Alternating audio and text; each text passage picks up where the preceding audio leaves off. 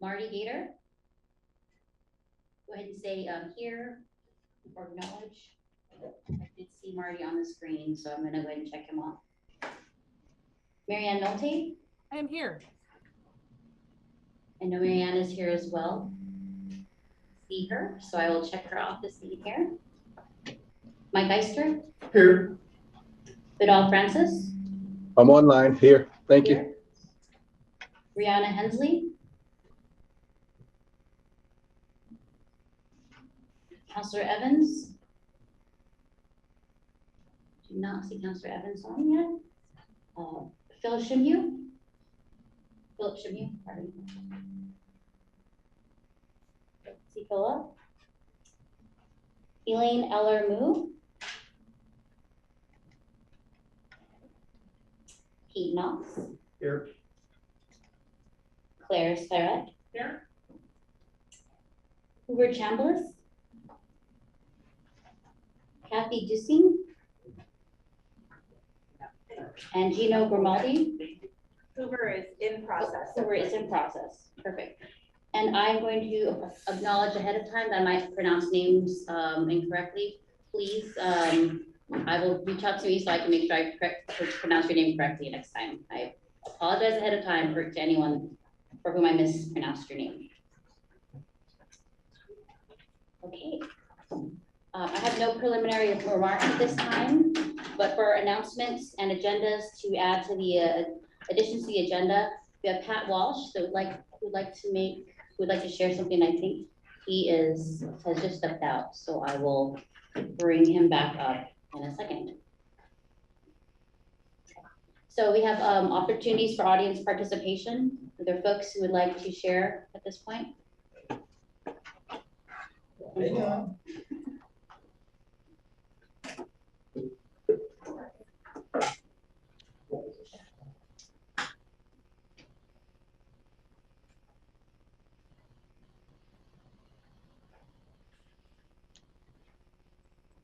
Hi, I'm Rob Zako. I'm Executive Director of Better Eugene Springfield Transportation. It's good to be here in person. I want to talk to you about my friend Lynn Peterson. She was my predecessor, 1,000 Friends of Oregon, as the transportation advocate. She went on to be Governor John Kitzhaber's transportation policy advisor. She worked for Jay Inslee as the head of WSDOT, the Washington State Department of Transportation. She's currently president of the Metro Council, the regional land use transportation planning government up in the Portland area. And she published this book called Roadways for People, Rethinking Transportation Plan Engineering. I'm going to pass this around, just not to give you, but you can just sort of take a look at it. So she calls me up a few weeks ago and says, Rob, I've got this new book about rethinking transportation. Could you help me set up some sort of speaking event? Eugene, maybe invite a few of your friends so we could have sort of a conversation about transportation. So I called my friend Peter DeFazio, and I called my friend Jameson Otten. I said, how about we get together and we talk about transportation? So we're having this event on April 10th at the University of Oregon. I'm going to pass this around too. There's a QR code here. If you scan that, you can go straight to register for this. It's a free event. We've got 150 seats planned right now, but 110 of them have already been snatched up 2 weeks away. I urge you, if you're interested, to sign up and reserve your seat. We don't want to turn anybody away. There may be standing room only. There's going to be free food. We've got some great sponsors. We're going to have some tables of information. Liz going to be signing her book. That's all I got to say. It should be fun. Thank you, Rob. Appreciate that. You can keep the flyer or whatever, but I want the book back. I'll make sure to give the book back to you. Thank you. I got a minute. I can talk about something else. Anyone else? Any other public comment from anyone online? No. Thank you. Thanks, Rob. Thanks, everyone, for sharing. We are going to switch a couple things around on the agenda today, and we're going to start with the fleet procurement scenario with Matt, and we'll do Tom next. So Matt, go ahead.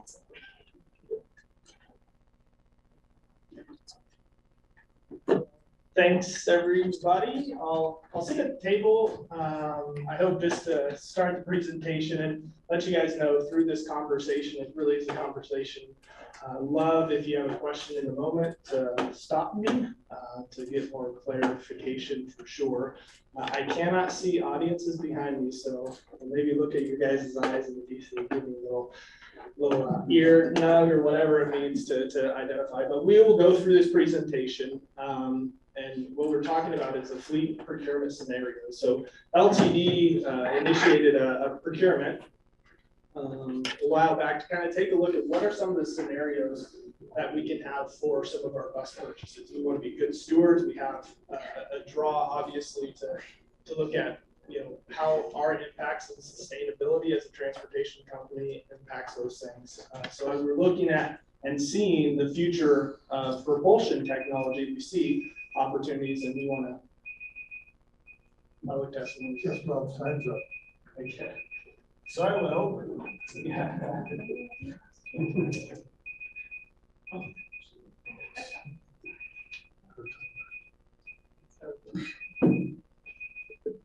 It's joys of technology. We just go with the flow. And it'll work Okay, I out. can talk over that if you guys are comfortable with that.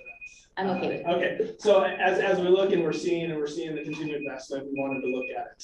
So next slide, we'll kind of, and I don't believe this is so on the presentation, we'll be looking, it looks like at the Roku TV. I can talk through this too. So on the Roku, and then when we get to the fun graphs, we'll do it. So really to outline, we're talking about project methodology, what we're looking at, or the project background. We'll identify then the project methodology and talk about results after that, our summary, and then the last is really our staff next steps. So that's slide 2. I will move on to slide 3, which really is just a highlight for project background. I can do some Vanna light stuff. So the project background, if we're looking at project timeline in November or February 2022. Next slide. Amazing. And I'll stand up for this now. Thank you guys. So as we look at, we initiated a phase 1. We'll talk more about what phase 1 looked like. And that was in February, we ended it. And we're looking at how to kind of transition to the phase 2, really a deeper dive in regards to what we're looking like from an assumption. So we have these large assumptions. We narrowed it down so that we're not looking at everything, but looking at things that are feasible. Then we'll go through the scenarios development. We'll talk through that. And then we kind of get to the place of the end of this last calendar year of the December 22 of looking at what the 15-year fleet procurement plan can look like. So there's the timeline. The next slide, we'll dive deeper into what does it look like from phase 1. So in phase 1, we looked at a lot of things. Renewable diesel like R50 they call it. So that's that's 50% fossil fuels, 50% renewable. So they call it R50 in general. And we look at R99, which is a diesel, but it's really fossil-free diesel, 99%. So it's a very attractive thing. That is something LTD has been using for quite some time. We've transitioned from just our regular biodiesel, which is what the state of Oregon requires, is a 5% biodiesel, but regular diesel, and we transitioned to renewable. We looked at hydrogen. We looked at RNG, which is renewable natural gas. So it's a CNG propulsion technology, but we're buying credits for renewable natural gas. And then the last one in phase 1 is electricity. So we took what's on the market and really said, let's look at what's moving forward. And so when we brought stuff forward, it's the stuff that you see on what would be on your right side as R99, hydrogen, renewable natural gas, and then electricity. Next slide. So our methodology on this project is, we shortlisted the technology, looking at different scenarios, and some of the scenarios, right? So currently we have a fueling station, a diesel fueling station. So as you look at scenarios, if we went to a hydrogen bus or went to a renewable natural gas, there's infrastructure that's accompanied with that. Similarly with electric buses, you have infrastructure that needs to be accompanied so you can actually run those. So there's the construction schedule that impacts vehicle purchases. Then you have a vehicle purchase schedule. So we just went to the board. I know Pete said that he listened to it, but it's about an 18-month lead time sometimes for getting buses. Longer for some propulsion technology, but you account for that in your scenarios as well. So I don't go to the parking lots or the Kindle or any other provider here that would buy a vehicle. You have to be planned out far in advance. So we identified the vehicle procurement schedule. Then we look at the emissions analysis. So different propulsion types have different emissions, as we'll see. And then lastly, the life cycle cost. So let's take a look at the emissions, but also what's the life cycle cost as we look at supporting a propulsion type. And you'll see that later in later slides. Next slide, please. All right, so this is a little bit more detailed, but looking at the technologies and scenarios, you have a vehicle inventory. Currently LTD, it's about 100 vehicles. So our assumptions is looking at 100 vehicles, and as you look at scenarios, you're continuing to identify that same amount of vehicles. So as the replacement is you're replacing one bus for one bus, so it's a 1-to-1 ratio. Talked about procurement schedule, but then as you're looking at the analysis, we had a sustainability tool. So a lot of these fuels have different carbon intensities and different impacts as far as what from a sustainability factor we wanted to bring into that. So we brought that in from a fuel use, but also a fuel production pathways. The state of Oregon has those pathways really identified for that. Environmental costs fed into also the life cycle costs. And that's where we'll spend most of our time is looking at those life cycle costs that are taking the capital assets, but also the operation and maintenance, as well as your disposal. So disposal, there is cost associated with that. So when you dispose of a bus, sometimes you can get money back, but sometimes as you're looking at now environmental costs for batteries and looking at disposing those, there's actually a cost associated with that. There are some recyclers that are looking at that, but there are some costs with the disposal that we took into consideration. Any questions so far? And I feel like I'm really loud, so apologize.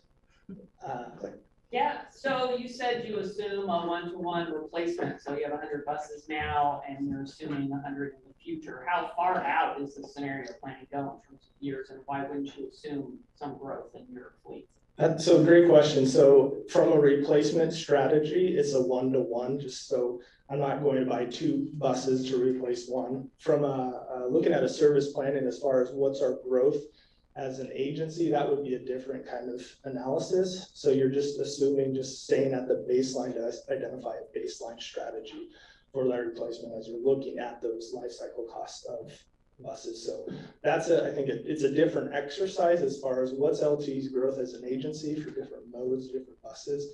That would be a different exercise. Great question.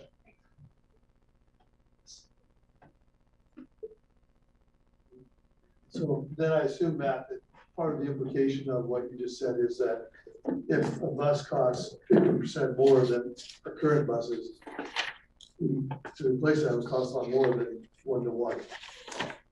Yeah, so I think we'll get into some of the numbers that might be where we'll answer, but from the assumption-based standpoint is yes, one bus, we're disposing one bus, we're going to replace it with another bus. So some of the complications will come in, and an electric bus doesn't get the miles we need for service like just a regular diesel bus or some of the other propulsion. So you take in that's a different really analysis in regards to what we're looking at as well. But high level, staying at the 1-to-1 ratio is what we did for this exercise. Thanks. Great question. And So- it looks, sorry, Oh, no. it looks like we might have a comment, or I just want to make sure we look at the chat. Do you mind checking on that really quick? Great, thank you.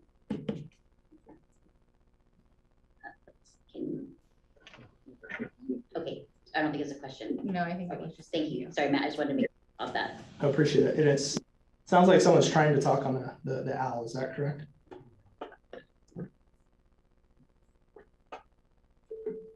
Does someone online have a comment? Okay. Maybe it was just me moving the mic. So next slide is we'll continue to set the stage of what we're looking at as far as those buses. I said we had 100 buses that we're looking at. So next slide will identify kind of some of those as we step into the results. But just to outlay kind of these two things is this is really looking like our 40-foot buses. So LTD currently has 60 It'd be 65 40-foot buses, predominantly more than our 60-foot buses, which is represented in this area, as well as 35. So we continue to keep the same length as well when we're looking at it. So if we're having a 60-foot bus, we're replacing it with a 60-foot bus just to be consistent. And here's where it just looks at as you're looking at 15 years, there is going to be a transition of propulsion types in this scenario. One other thing, you see different colors, green, yellow, orange. This really identifies what that propulsion is. So LTD has 30, what we're assuming 30 electric buses, 30 diesel hybrid buses, and then 5 diesel buses or internal combustion engine buses. Similarly, 29 hybrid, 6 diesel. And as you look at just the top graph and the bottom graph, I wouldn't get too distracted, but you're seeing bars increase as well as bars decreasing.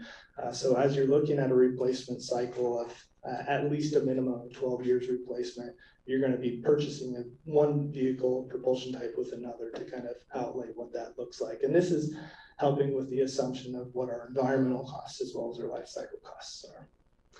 Next slide. And so the baseline, there's many graphs, because as you look at that graph or that propulsion, every time you purchase a vehicle, you're actually getting added benefit from a greenhouse gas emissions standpoint. So as you see, we had to have some sort of baseline. And our baseline really looked at, we're just continuing to run just R99 diesel. So that establishes our baseline for what we're looking like. And then you have, and I don't know if we can move maybe the mute button, but you'll see different lines, and maybe I can just talk. Oh, sorry. No worries. You see the baseline, and the baseline really drops off, and then you kind of see this highlighted, and the dips are when larger purchases come, and then continue to stay flat. And this is looking at greenhouse gas emissions. So one thing just to point out is our baseline R99, you're seeing two different, which is the RNG, renewable natural gas, as well as the fuel cell electric bus or your hydrogen buses. You're actually producing more greenhouse gas emissions based upon factors that put in. Whereas the one where you're seeing a decrease, or what would be below the line, is your battery electric buses. That's not the whole story. So as we look at the next slide, you'll see, so your greenhouse gas emissions, but there are benefits from baseline. If you look at NOx, nitrous oxide, you'll see some decreases when you're looking at your fuel cell hydrogen bus. I'll get an R99, or sorry, renewable natural gas, as well as the battery electric. Pete, you have a question? So I just want to clarify here.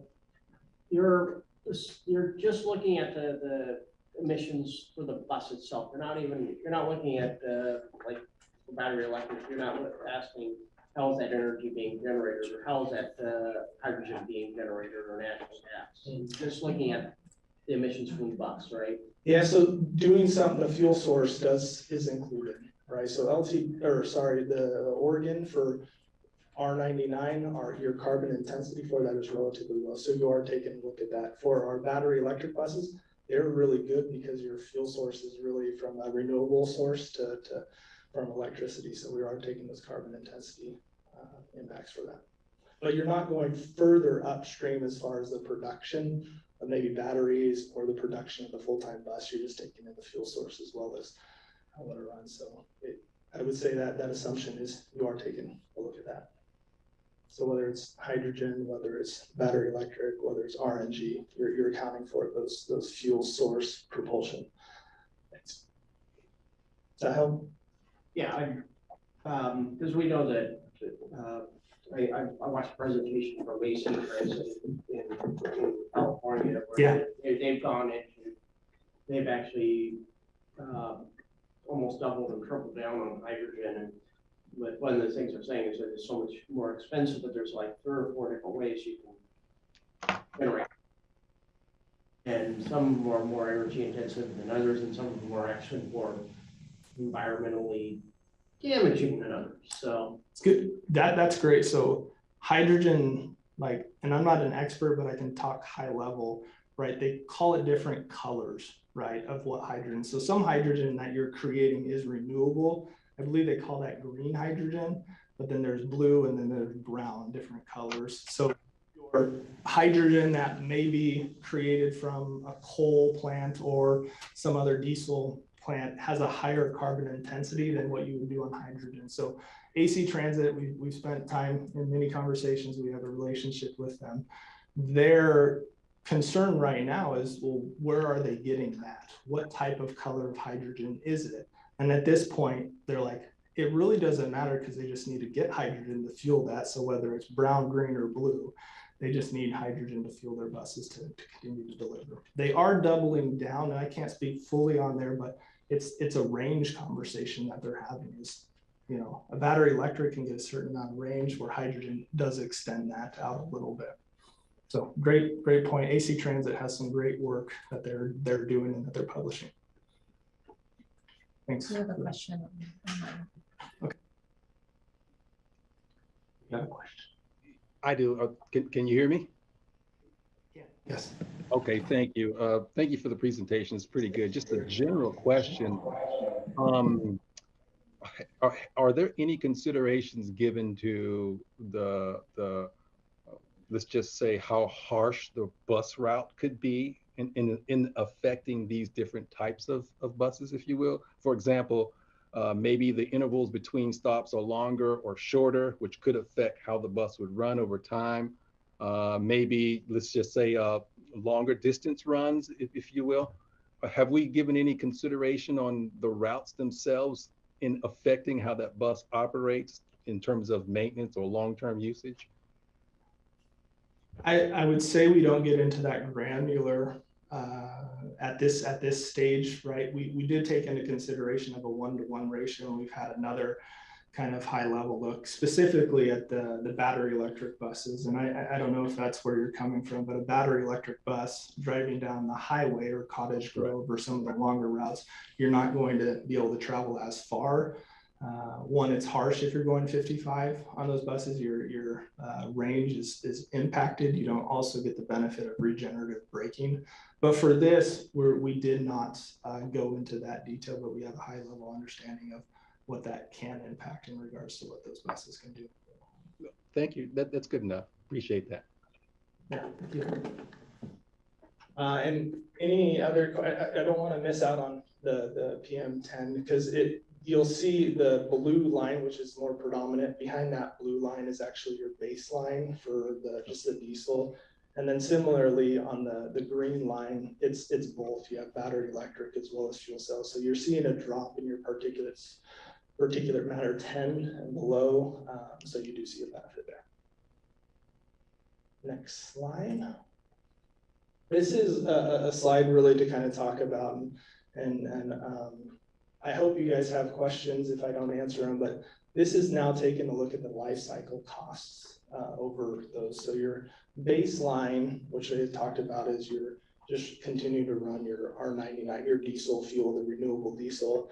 Then you have your battery electric, where you're seeing it increase a lot. And then you see your hydrogen, which is increased the most expensive. And then on the far right, you have your renewable natural gas, which you see a decrease in regards to the overall life cycle cost when you look at your baseline versus RNG.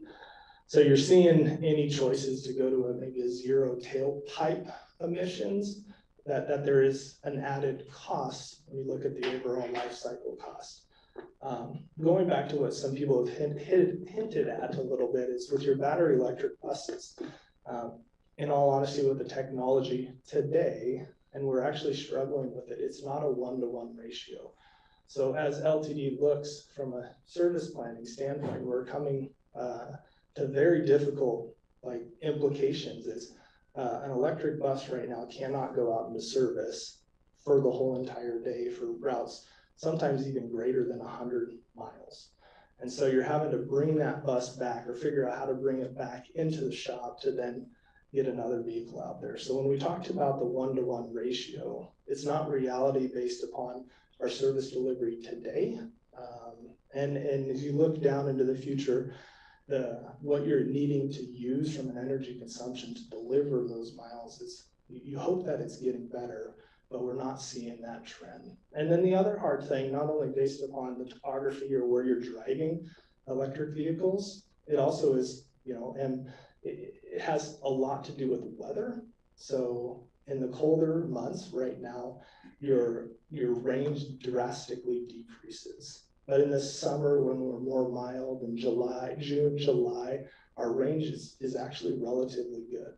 But as service planners, and Tom has to deal with this more than I, is it becomes very difficult because now you're trying to figure out, like, in summer it works great, but we don't just run service. And actually most of our service based upon our delivery with colleges, our peak buses are found in the winter months where we want to continue to be as most effective and efficient with our resources.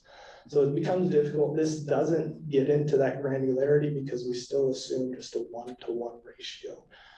But I will just say, based on experience and what we're feeling right now, we are having a tough time if we're thinking 30 buses are going to be out all day. So that's the battery electric. Hydrogen, and going back to the AC transit kind of thing, Pete, that you mentioned, is hydrogen allows you to extend the range for that. It still doesn't meet a diesel vehicle, but it does get you a little bit further. There's ranges about 250 miles, and that would help service delivery, and it doesn't have that amount of fluctuation, but it does help when comparing to battery electric vehicles. And then RNG again has the lowest. I'll pause a little bit to see if there's any specific questions that I can answer on this, and note that I overlooked, right, the capital costs, which are in the orange. The capital costs are a lot more expensive, not only for the fueling station you would need for a battery electric, our hydrogen is RNG versus your baseline.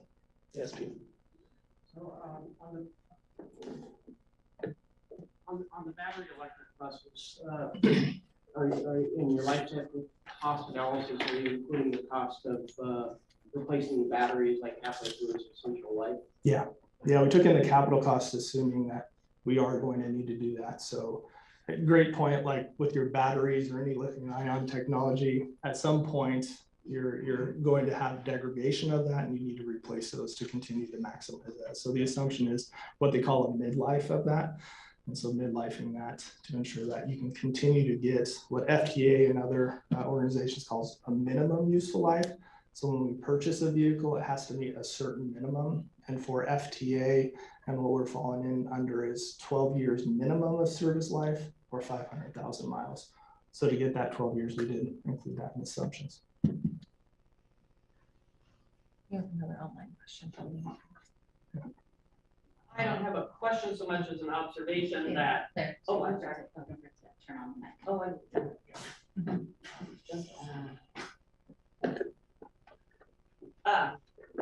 no, I'm good. So say you know, there's a struggle around battery electric, the range, and the weather. From this, the RNG is less expensive than baseline, but then it also has downsides in that it's higher in its overall GHG emissions over time. So is that being taken into account? That is a great question and observation. So as we're looking at the overall pie, this is looking at you're going to RNG, right? And you're going to do that for the life of that plan is for 15 years. You're going to transition from your baseline to RNG. As we, and you'll get to staff recommendations later on, but as we were looking at that, it doesn't make sense for a transit agency our size to transition to RNG, which likely we're seeing as you're observing, there's going to be a move to some other zero emissions. So to get RNG and bring RNG in here, there's a couple complications. We'd have to build a fueling station on site. And so those capital costs would be coming directly in like year 1, 2, or 3 to get that fueling. And then you'd have to train technicians to then now transition. Now it's another added propulsion type. And so as we'll get to our recommendation, it might be the sticking with the baseline, spoiler alert, because of that is there's not that upfront initial cost that you have to pay to then likely transition to another propulsion type. So wonderful question. And going back to, there's other states that are mandating a particular transition. So in California, there are a lot of people went to RNG, CNG technology that are now having to be transitioned to hydrogen or battery electric. Thanks. Yeah, great. So and these are large numbers. And last time I presented, I didn't kind of bring this down a little bit. So LTD actually just, we went to the board last month this month, I'm sorry, to get authorization for 7 diesel buses running on renewable diesel. And we got a project for 7, and we asked the board for just over $7 million. If we chose to go with a hybrid solution, that would add just about $250,000 more per bus. So if you're looking at large scales, you know, you're talking about, I wish I could do the math really quickly, Tom. We're just 3.25, but you're talking 3 million, a substantial amount of money just for that technology. And then if you look at a battery electric bus, that's actually, each bus is over $500,000, $550,000 more per bus. And so as you're looking at large scale dollars, and then you're bringing those large scale dollars to today, the decision is a relatively large cost for the initial purchase. So I didn't want to lose sight of that. Yes. Oh, we have an online there. I think they've been waiting for a little bit. Yeah, I think you kind of answered my question there. I was going to ask, the electric bus that you were referring to on the slides there, that's 100% electric and not a hybrid system, correct? Yeah, that is correct. The battery electric is 100%. Yeah. Great question and clarification. So is there any regulatory implication that needs to be factored in? Is the state gonna mandate anything in the next 5 years, 10 years or something that has implications for this plan? Great question. So if we went to RNG, if LTD decided, hey, we want to transition that propulsion, I would say there would be some things as you're looking out in the future that could be a complication. Sticking with baseline, no, there's not a complication, but there may be for future purchases where you need to pivot. So great question. But for now, no, there's no regulatory thing that says you can't buy a diesel. Wonderful questions. I think we can go on to summaries and consideration unless you guys have any additional questions on that. Okay, next 2 slides, we'll pass off that quickly. So really in summary, if you're just isolating some of those things, so if greenhouse gases, that's what you're looking at, there's 2 clear kind of things that check the box, right? You have one of battery electric that checks the box for greenhouse gas emissions. When you look at the local air pollutants, the PM10, as well as the NOx, the battery electric as well as the hydrogen checks those particular boxes. From the cost, the environmental cost, battery electric is the one that gets checked. But then you look at what capital costs are for, you know, what we're looking at, fuel stations or other things, your diesel sticking with your baseline makes sense. And then the operating and total cost, and this goes back to what Claire, you said, is RNG actually is the one that checks those particular boxes, but the things that we're navigating goes back to what I was referencing as far as technicians, as well as maybe potential pivots in regards to what does that look like, and to maintain those type of additional fuel requirements for propulsion. And then do I have a question? The next one, just really in summary, again, is the hydrogen. Currently, there's really 2 people in the market for providing those vehicles. So you don't have a huge market currently for hydrogen. It's a burgeoning technology. Battery electric, you have a longer lead time. I talked about earlier about an 18-month is kind of what we're looking at for just straight diesel. But with the battery electric, you're seeing that further and further pushed out just because of upstream, like supply chain issues that I think we're all seeing and experiencing. Your range on battery is significantly shorter. You're having a difficult time keeping those on the road. Fueling type, your RNG is dependent upon technology. They have an overnight slow fill, and then there's just a fast fill. And those things are for RNG comparable to diesel, so you plug it in, but that again brings in a different propulsion type. Storage space, that's a good point for RNG, hydrogen, as well as batteries. Where do you store those types of additional things? If you're familiar with our lot, we're kind of our space constraints, and we have some stacked in bus parking there to maximize that as much as possible for the vehicles we have. And then policy, and then don't want to not highlight this, is there seems to be continued not as much support for that. You're seeing a lot of investments in some of the other technologies. Next, yes. So you said that just earlier this month, the board authorized a purchase of 7. Yeah. When will the next round of purchases likely occur? You know, I think it would be for 40-foot vehicles, and we're consistently coming before the board, part to deal with the long lead times, but I'd say before the end of the year, we'll be back with additional vehicle purchase requests. And I recognize that we don't have a crystal ball, right, for these things, but as we're kind of getting these opportunities to kind of to Mike's question, look at opportunities to purchase. I mean, right now, we says, you know, hydrogen has there's 2 facilities or 2 producers of that technology.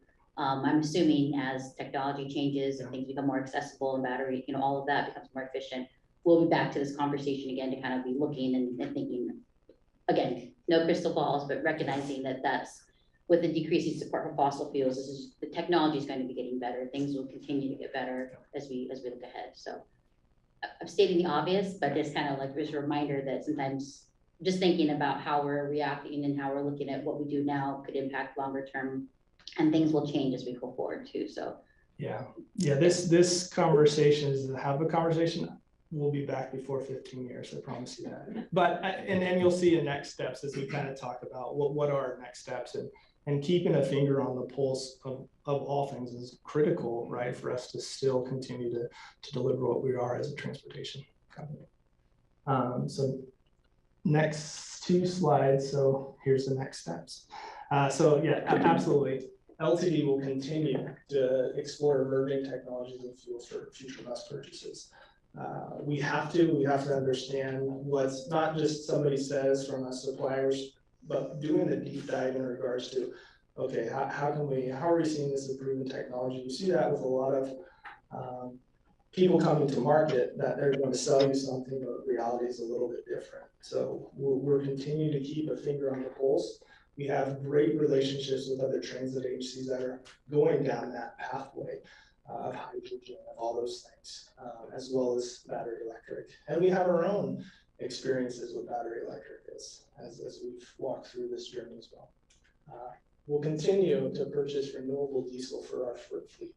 That's a commitment we made back, and we continue to work with local agencies to purchase and have a contract to purchase renewable diesel with BWEB, Lake County, and other partner agencies to make sure we can get the fuel source, but also maximize it.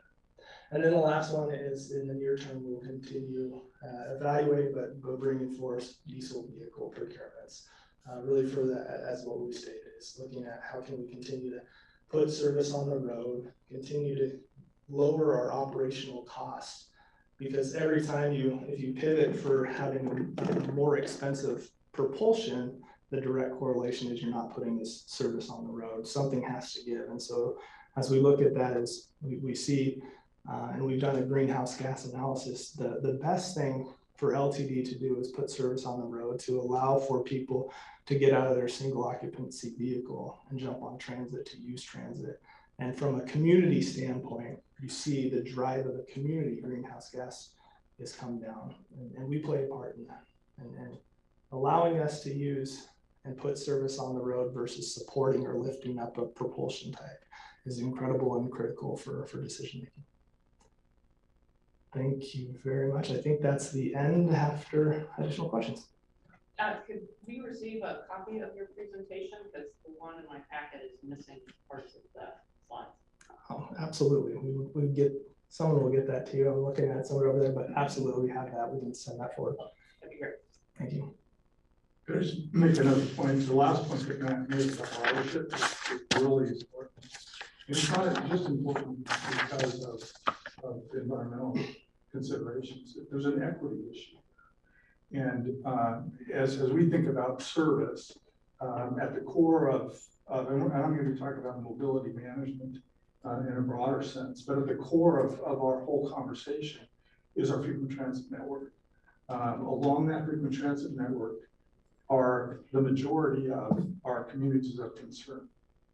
And the more service we put out there, not only addresses the environmental issues, it starts addressing some of the equity issues as well. So that's the balance and trade-off we're trying to achieve here. We want to optimize the ability to reduce our footprint, but also address some of the travel issues in the region. Thank you, Matt. Any questions or any other comments from the committee? Thank you so much. Thank you. Tom, I'll have you go, but we passed over Pat for a quick update of addition to the agenda, so you can share that real quick, and then we'll transition over to Tom for our. Thank you. I appreciate it.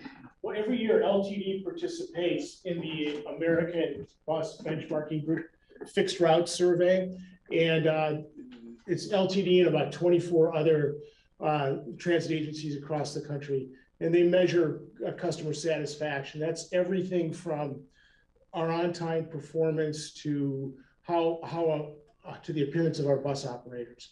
And then at the end, then usually in the fall, what happens is we get the results of that, and we use those results to support our planning, marketing, and operational efforts. One of our responsibilities as an ABBG member is that we have to get out to the community and have people fill out the survey. Some good results I got tonight, I just shared with our executive team, is that the survey opened Monday, it closes the end of April, and we've already had 1,000 people, almost 1,000 people fill out the survey. But what I wanted to ask of all of you tonight is if you take some cards with you and give these to the people you know that ride the bus, and ask them to just scan the QR code and take the survey, and it'll enter them into a drawing for a gift card from Fred Meyer. So that'd be a way to help us make sure we get enough people to fill out the survey. Last year and the year before that, out of these 24 agencies, we had more people fill out the survey than anybody else. We had about 2,600 last year, 2,400 the year before. So we want to at least get that same number back. So I'll leave these here, and please feel free to take them and give them to your friends. I appreciate it. So thank you, Chair, for letting me take a few minutes. Yeah, Mike.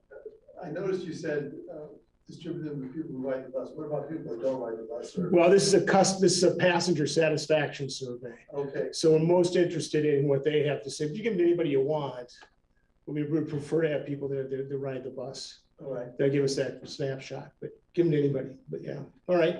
Thank you. Thank you, Pat. Okay, Tom, you are up next. All right, and I'm going to talk a little bit, and then at the end of this agenda, I'm going to do a SWOT analysis with this group, and we're going to try and involve the people online. That will be interesting, but I'm going to give that a try. So what I want to talk about tonight is looking at moving forward with LTD pursuing being a mobility manager in the region. And we're characterizing that as LTD 2.0.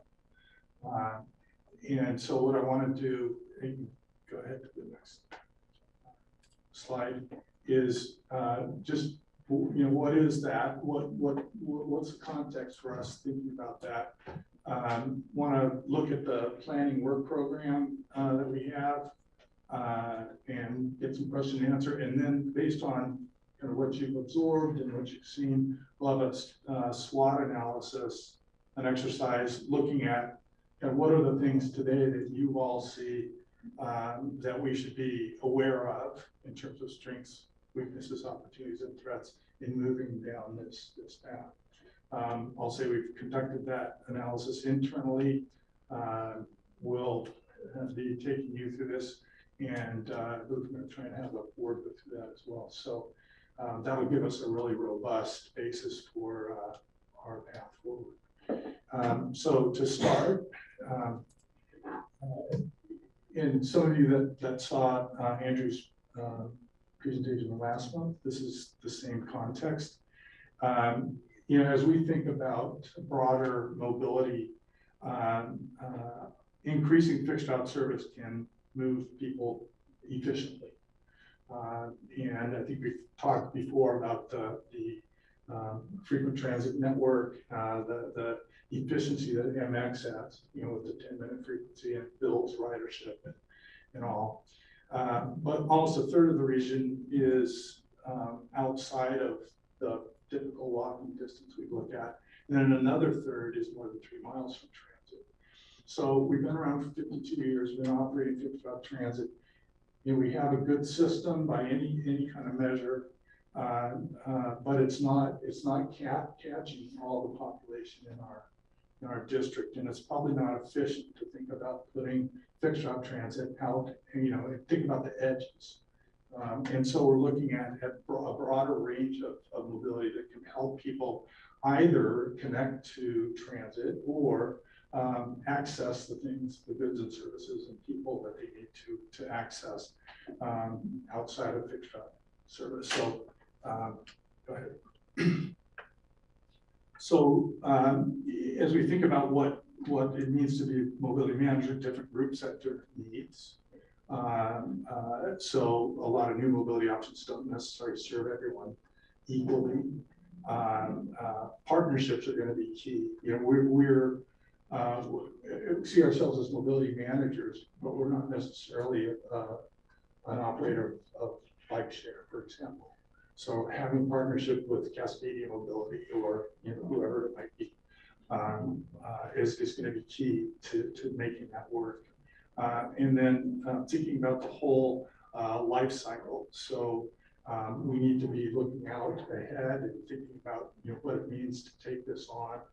And we need to do some careful planning before we move forward.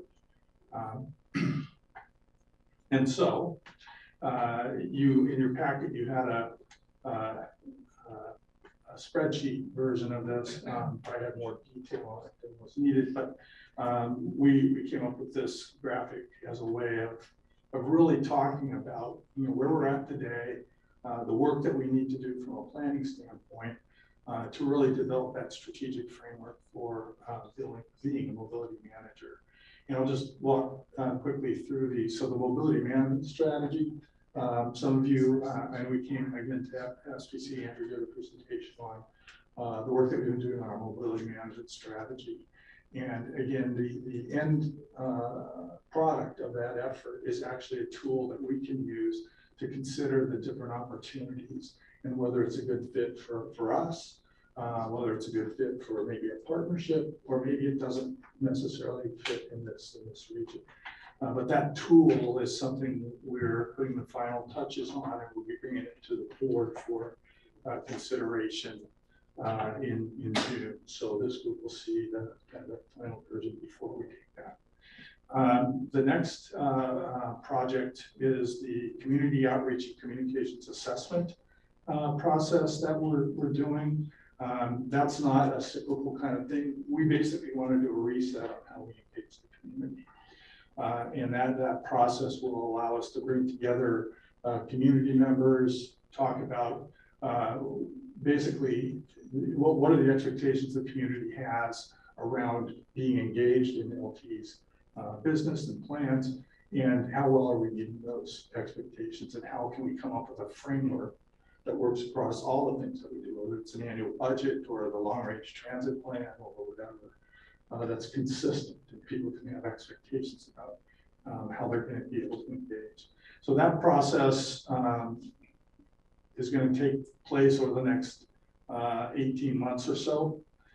We will have a community organization or a community committee council that we're going to put together to help us through that.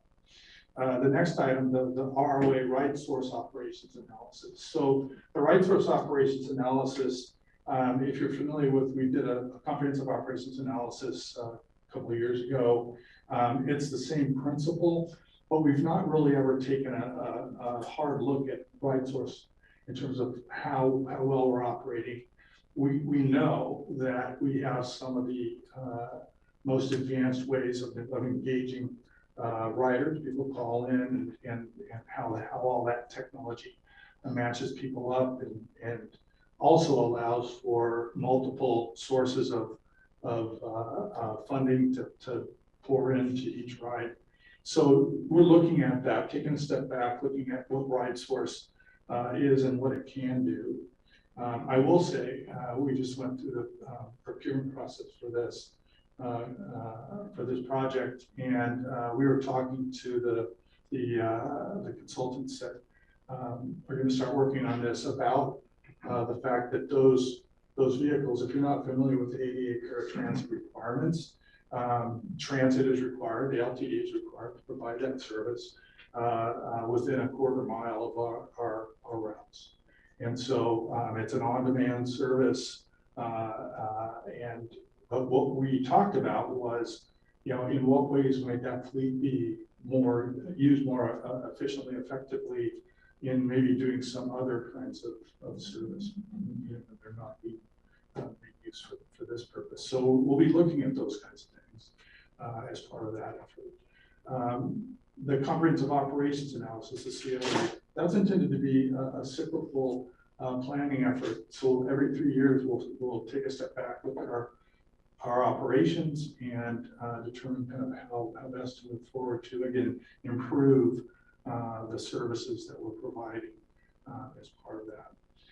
The strategic business plan, some of you are familiar with that. That's something that we began a couple of years ago now. We're headed into our 3rd year of, again, that's also a 3-year cycle in terms of that. And the intent of the strategic business plan, it's something that many transit districts across the country are doing.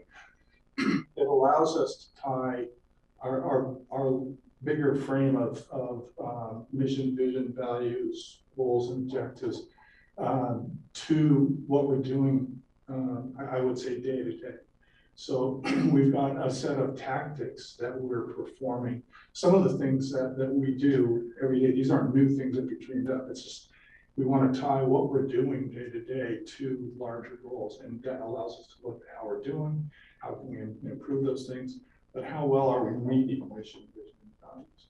So that's a process. And again, this group has received updates periodically on that. We'll be coming back to you in the next couple of months to give you kind of that how we're doing so far.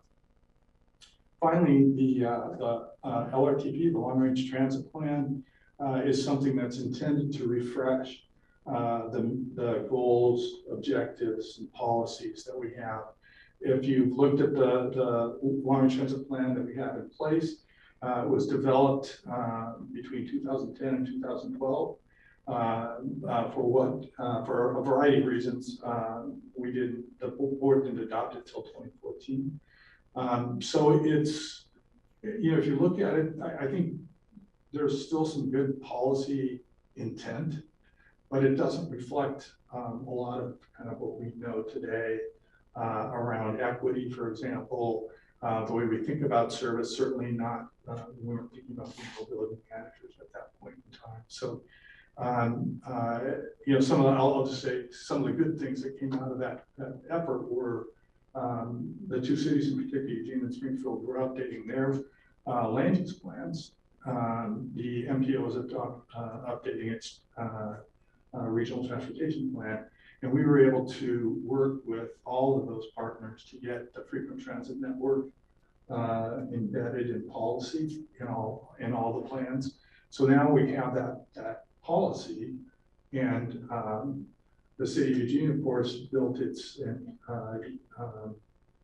Envision Eugene plan on the frequent transit network. Those corridors that are included there around where growth is intended to be focused came out of that discussion about frequent transit. So we're making the right connections in the planning that we're doing now. This is an opportunity to really go through this cycle of planning, and kind of out of the other side, we're going to have a sense of what it means to be a mobility manager. So that's the intent. And I just ask if you have questions. Yes, So I'm still a little puzzled about mobility manager. Okay. I mean, I see the elements of, I assume these are the elements of a mobility manager. Does that mean that LTD has not been mobility managers in the past, or?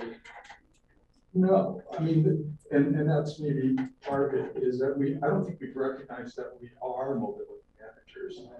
The work that we do with RideSource, the work that we've done supporting bike share and doing, we were the ones that did the plan. Social managed that, managed that project. So we've been, I guess, in that space, you'd say. Yeah. This is, I think, taking another step in terms of our involvement in trying to advance the efforts to have those various types of mobility in place. And again, with the objective of trying to tie in a large part of the community that doesn't really have good access to good transit. Well, what I'm gonna be trying to pay attention to as we go through this is, what are we talking about that's different, new, and innovative that we haven't done, and that warrants the title mobility manager.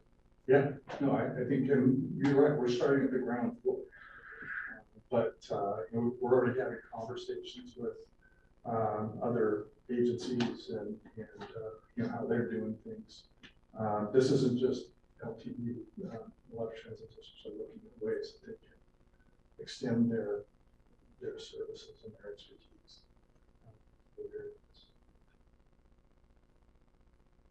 So Thanks. yeah, and I look forward to talking more with you about that. Other questions? Anyone from Zoom land?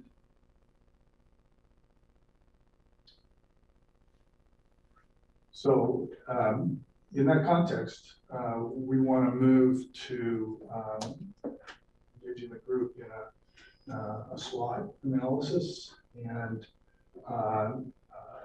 we'll go through this and see what you have to say about in the context of LTD stepping out in this way.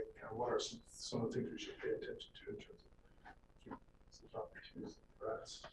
So I'm going to invite Andrew to come up, and you're going to raise the screen there.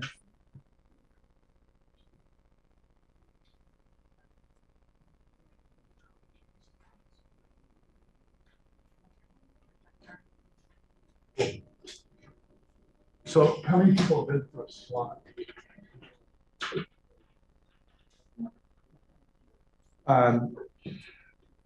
That's good. So what I know about SWOT analysis is we're going to go through this, and we're going to make sure as we go that you're identifying you mean a strength. And I may ask you to define a little bit more what you mean by that, just to try and get a little bit more. We're just going to go through, but otherwise we're just going to throw things up as you're saying. So again, in the context of LTD, looking at opportunities to be a mobility manager, what are some of the strengths, weaknesses, opportunities, and threats? Really quick before you start, are the folks online able to engage in this process? I would say so. Just throw out they're engaged. Okay, perfect. It's just we'll want to make sure we're watching if someone wants to add something so that we capture their input. Awesome. I'm sorry. I just want to make sure that since I can't see them, I just want to make sure someone They were can see just on them. that TV. I'm not sure what exactly happened earlier. Okay, So, but you can see them. yes, I can Perfect. see them. Yeah. I'll keep you posted. Thank you. I Cool. was going to say, I would just blurt out what I need to say. Awesome. Works for Okay. us. Mike. Go ahead, Mike. 52 years of experience that includes some good innovation. That's a strength. Yeah.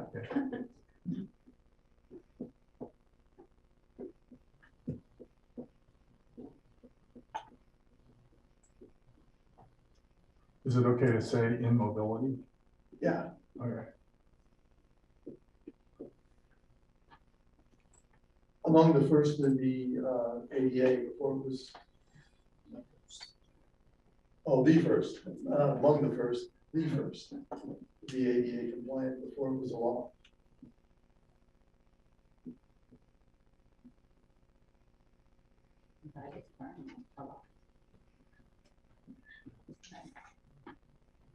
Yes.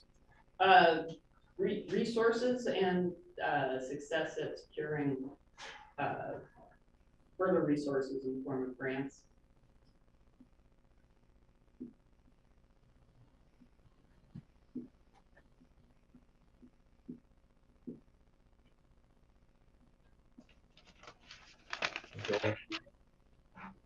Customer focused.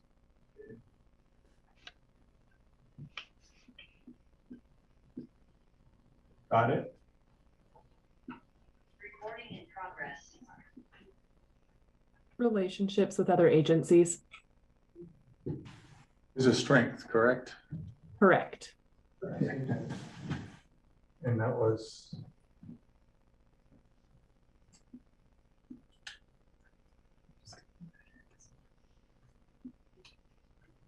Okay. I guess that could always also be an opportunity to strengthen those relationships and make sure they're partnerships as well. Yeah, good. We have a new general manager, that's an opportunity. And a strength. And a strength, both. Yes. Think those. So I'm gonna, this is one, so, you know, I certainly consider it a strength, but why is having a new GM a That's strength? it. This GM GM, is a okay. strength. And it's an opportunity for a new beginning, a new lens, a new way of looking at things.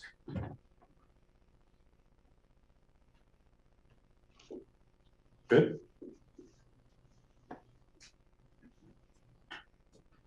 I say cross-cultural blinders is a threat.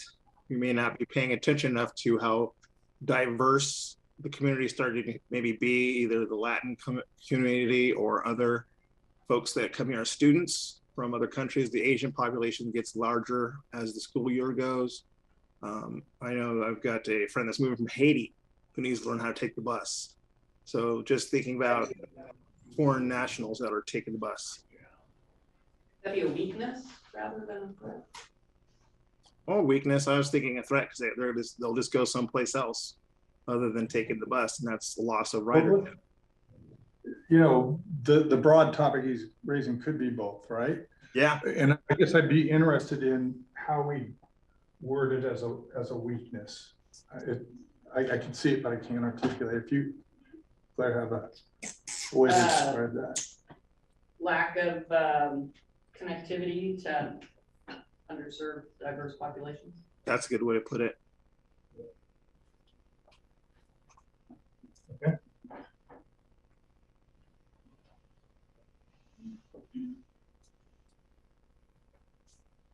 What was the last one? Sorry. Underserved populations. Okay. To underserved and Oh, diverse underserved. Sorry, that was or the word. diverse populations. Okay.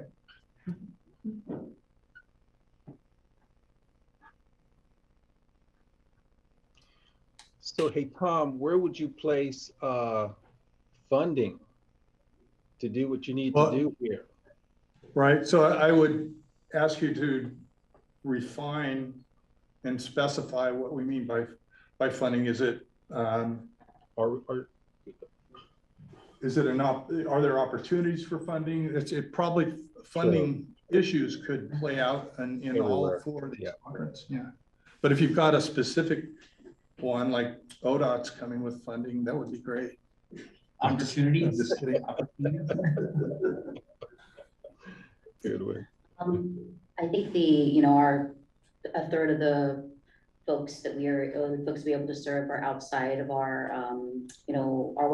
outside walking distance, and a third of folks are beyond 3 miles from transit. We can take this positive spin and see as an opportunity for us to make sure we're able to serve those folks. But I think that one of our there's an opportunity to look at what we're doing with an equity lens, as we're doing right now, which I really appreciated that that's come up in this conversation, has come up over and over again. So our opportunity to be thinking about folks furthest from opportunity to be able to access transit. And then also that being our weakness is that we are missing out, and thinking of populations specifically who more than likely those folks who are within that outside of the walking distance are people that probably are living in an area that is lower income, and so they rely more heavily on this. So there's an opportunity for us to be able to be aware of that and engage using the equity lens, think about the folks that are furthest from accessing our services.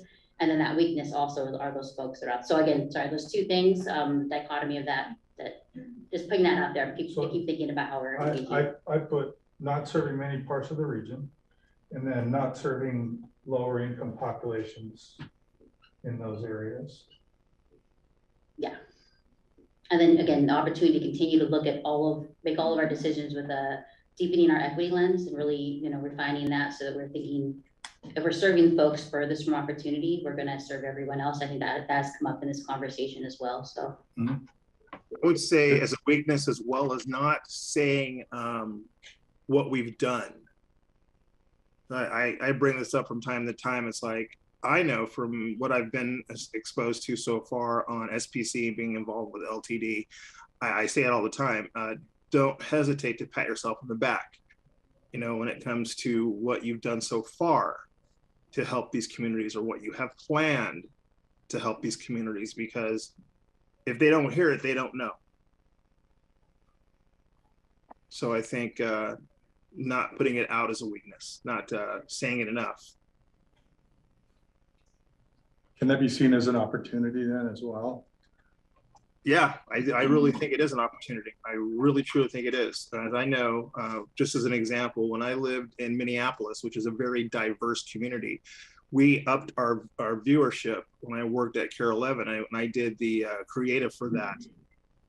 We were very specific about our marketing approach, making sure that we were very diverse in the population approach versus just hiring just regular actors for whoever.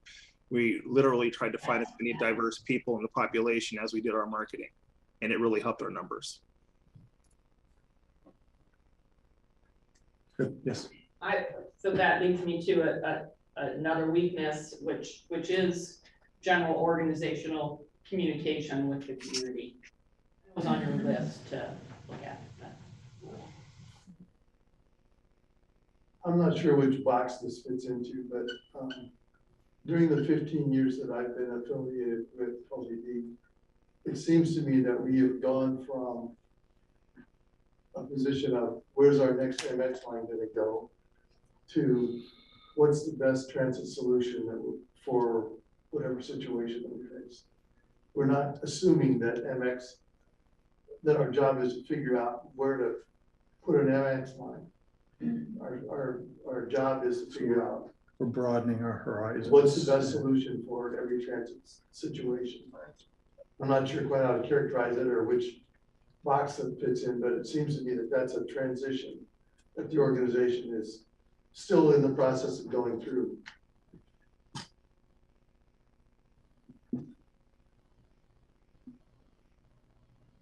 Put it as a strength. I think you just spoke to the whole idea of LTD capability.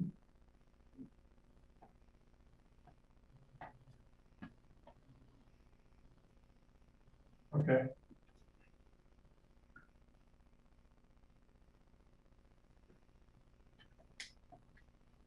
Well, and I'll just name the other elephant in the room in terms of threats, anti-public transit sentiment. Would you, as far as say anti-LTD? Sure. I think there's a difference. You can be against transit in a broad sense, but are they? But I think I think some of what I'm speaking to, any transit agency would have the same experience. The arrogant bureaucrats pretty much applies to us.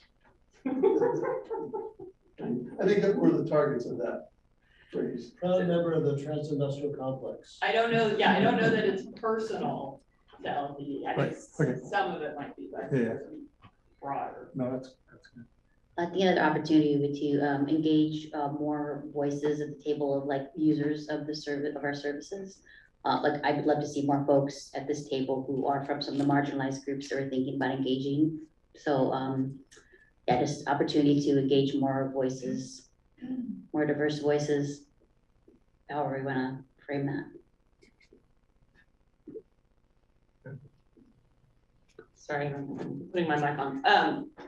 I think also under opportunities, you know, you spoke to the bike share and there's other programmatic innovations that could be spurred by this work, right? So opportunity, I guess, to ignite further innovation in terms of potential partnerships. Good word. I think it is an opportunity, sorry, just like, again, there's a benefit for us being in this room, but helping folks kind of understand, you know, I hear folks, you know, folks talk about why aren't all the buses electric? And so there's a lot of, like, there's a whole narrative conversation, but being able to, and I know that does take resources and other things, but pretend like we have a magic wand, like helping people understand just kind of what goes into that, you know, and being able to have conversations around what are some other things, like, do you ride the bus? Because that can help to reduce emissions and things like that. So just an opportunity to be able to kind of share that story or tell that story to the community so that people understand everything that goes into the planning around transit. And again, that's probably Pat's job, and I'm adding more to a marketing budget, but yeah, just helping people understand that, because I think when you kind of start seeing everything that goes into it, it makes a lot more sense. But the general public, I think they just think you all could just go buy a new bus that's electric and plug it in and everything is good, and we know that's not the case. Right, that's good. Other thoughts?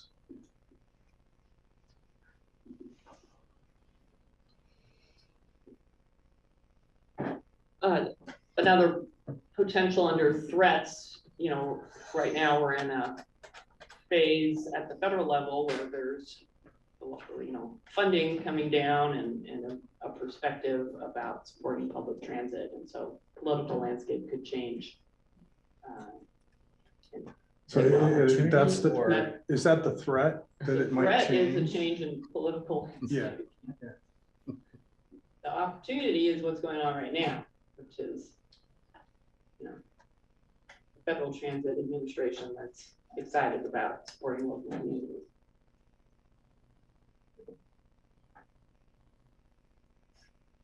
Good. What I would give this as a strength here.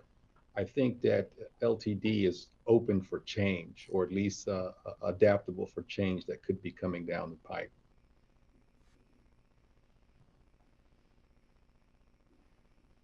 I mean, those are some of the conversations we're having now, talking about electric buses and diesel buses and so forth, exploring those options. Good.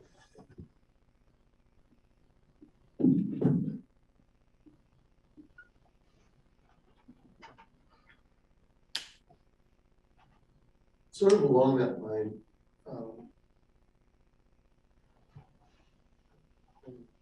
it seems to me that LTD now is projecting an openness to critique that hasn't always been present. An openness to invite critique.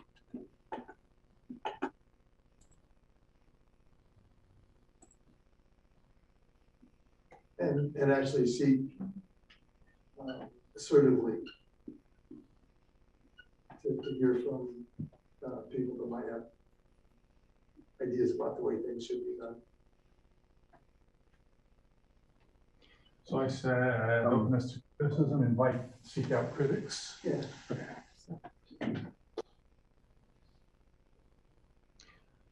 Another threat I'm thinking about, and in light of the economy not being as, let's just say, with inflation and so forth, things could, you know, change pretty dramatic that could affect how we maintain, from a cash flow standpoint, how we maintain or keep up with our systems and so forth. And again, that's just me thinking just off the top of my head how the economy could impact us in a negative way that could put some limitations on what we're trying to achieve. Good. Pete, you've been. Just a thought that bubbles from my mind as we work on projects that are more innovative and stuff is making sure we don't run in, the threat would be running afoul of federal regulation while we try to add more inventive things. Not sure how exactly to phrase that. Running afoul of federal regulations. Maintaining compliance with federal regulations. I would just put down federal regulations.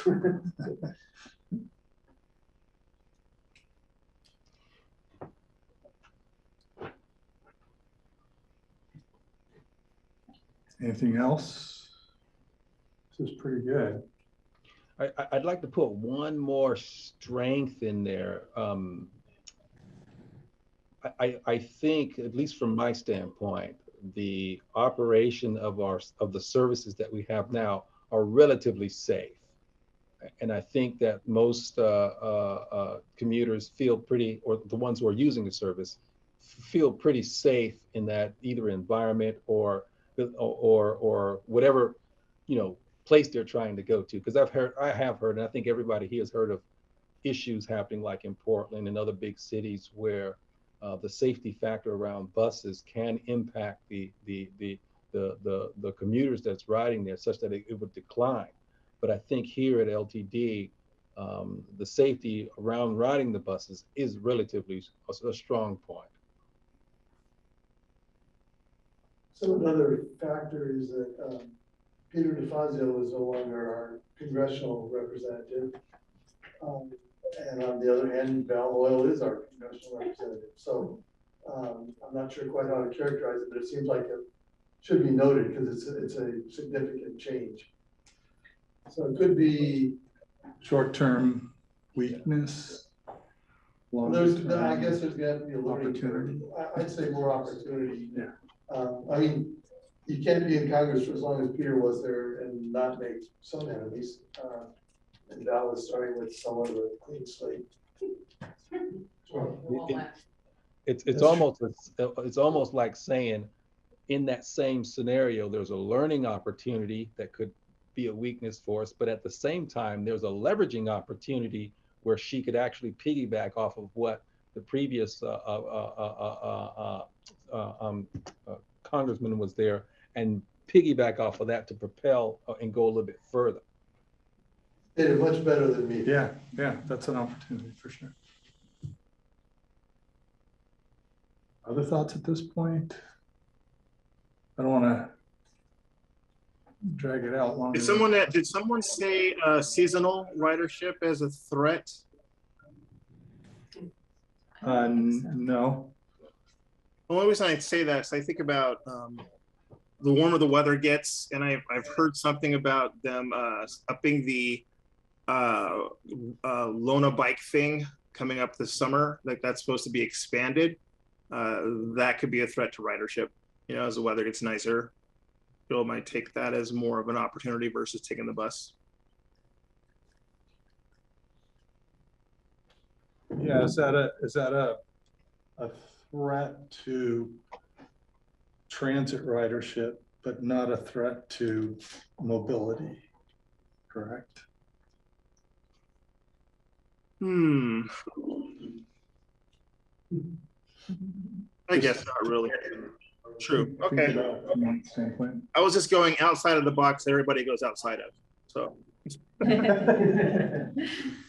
But I mean, you do raise an interesting question as people, as there are more things to choose from. Some people may say, I'd rather share a bike. Or share an Uber or. That's true. It would, well, this is your SWOT analysis. But Marty, would you say in the context of what we're talking about that really this could be an opportunity? Could very much be an opportunity. Yeah. Okay. I think there's opportunities also for messaging that as the options become more numerous and more available to people, how do we let them know what the options are? How do they access them? How do they pay for them? All of that those are opportunities for public awareness. Yeah, definitely. Good. Well. Yeah, just like kind of piggybacking off of this, Marianne. Sure. Yeah, I think that was kind of a big part of this is that messaging piece where as a mobility manager, it's how are we talking about all the ways that we can reduce that the carbon footprint by, and it does like LTD, I mean, this is not what LTD is saying, but as an example, we don't really care how you're moving around, but there's different ways to move that are helping to reduce that carbon footprint. And yeah, how that message plays in that we have all these partnerships and opportunities to engage. So yeah, that opportunity of those, I think we have it on there, the deepening partnerships kind of plays into that, how all these pieces fit together. So I think that's on there.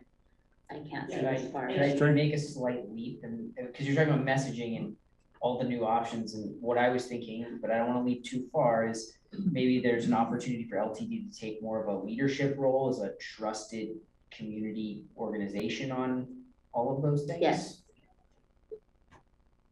In helping What Andrew said. the community navigate through the change. So along those lines, I can remember a time when other community agencies would go to LTD not to talk with them about transportation, but to seek their advice on land use planning or things on which this agency has become expert. And I'm not sure how much that currently exists. I remember a time when it was fairly common, but I haven't heard of it recently. Well, I'll say, I mean, not that we've figured everything out, but You've got a lot of the active plans that are in place are more integrated than they've ever been. So I think that's certainly an opportunity to leverage, right? Well, I'm thinking about LTD being viewed as a resource by other community agencies. Mm-hmm. Yeah. Because of your expertise and experience. So it seems to me that there's an opportunity to recapture some of that. Would you say to strengthen we have it, or it's an opportunity that we should rebuild? I'm more the latter, right? Okay. Maybe you need an orange one right in between.